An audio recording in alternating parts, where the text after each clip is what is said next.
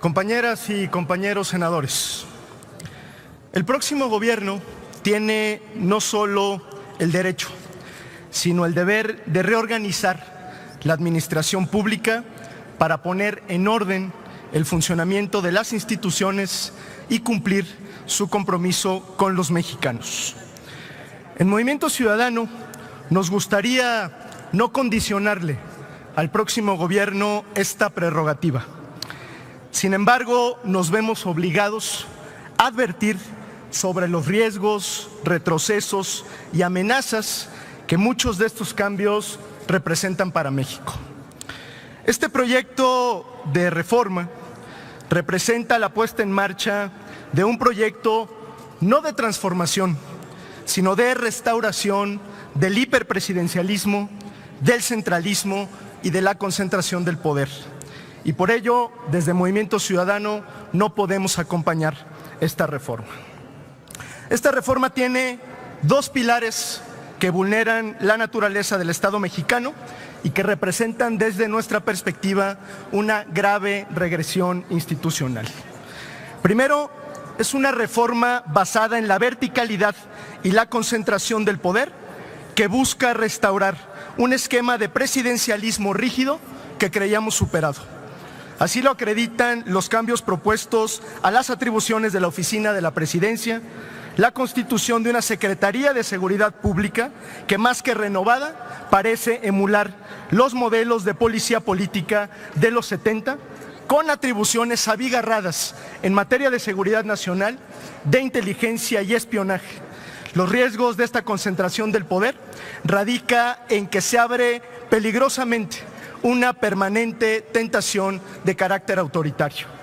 Y algo similar puede decirse de la Secretaría de Hacienda, donde se propone darle una serie de atribuciones sin contrapesos en todo el proceso de adquisiciones, desdibujando por completo a la Secretaría de la Función Pública y toda la política de combate a la corrupción.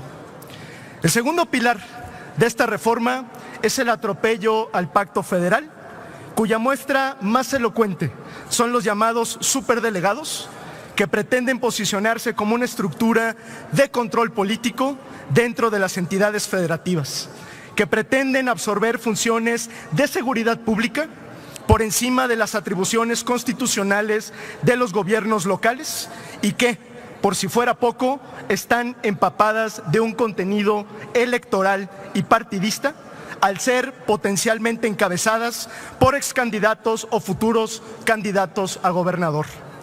Detrás de esta reforma, sin ocultarse mucho, se aloja una pretensión centralista que amenaza con minar el Pacto Federal, que amenaza con impedir la consolidación de verdaderos esquemas de coordinación y de cooperación entre los tres órdenes de gobierno. Más aún, este proyecto centralista implica un peligro para el orden democrático al concentrar en una instancia de carácter político y cuasi partidista el control de los programas sociales, de los recursos federales e incluso de las tareas de seguridad. La reforma, compañeras y compañeros senadores, además tiene otras deficiencias que no se pueden dejar de señalar. Una de las más graves es la invasión de atribuciones en materia de radiodifusión pública, como ya lo han señalado múltiples organizaciones de la sociedad civil y especialistas.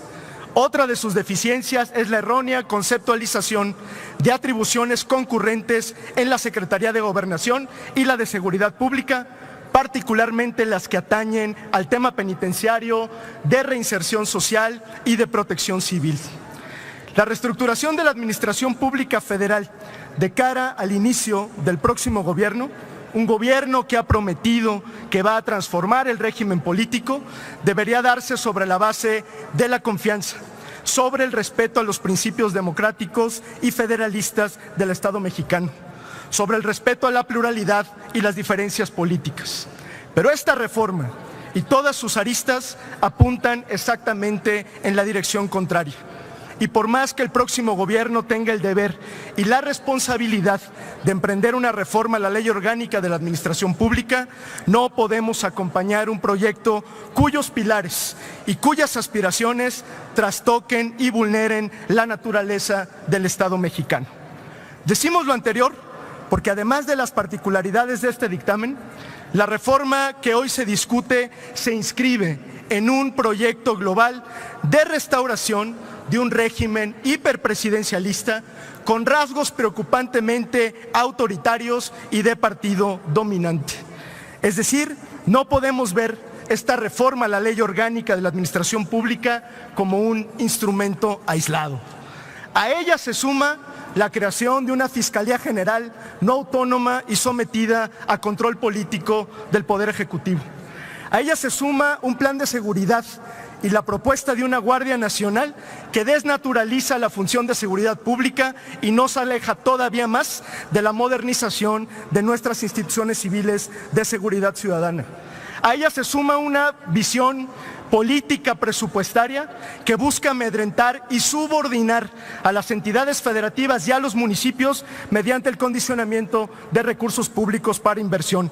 A ella se suma también las constantes amenazas de los voceros del próximo gobierno contra los órganos constitucionales autónomos y contra el Poder Judicial. A ella se suma incluso la estrategia de populismo penal que se ha impulsado buscando ampliar las causales de prisión preventiva y otras figuras violatorias de derechos humanos. Por todo esto, compañeras y compañeros senadores, pero sobre todo porque no podemos avalar una regresión institucional que apunta a la restauración de un régimen hiperpresidencialista y centralista, es que Movimiento Ciudadano votará en contra de esta reforma. Como legisladores, como mexicanos, queremos que le vaya bien a México con el próximo gobierno, pero creemos que una reforma hecha para concentrar el poder, para invadir otras esferas de gobierno y para restaurar modelos de control político del siglo pasado no le sirven a México y no le sirven a los mexicanos. Muchas gracias.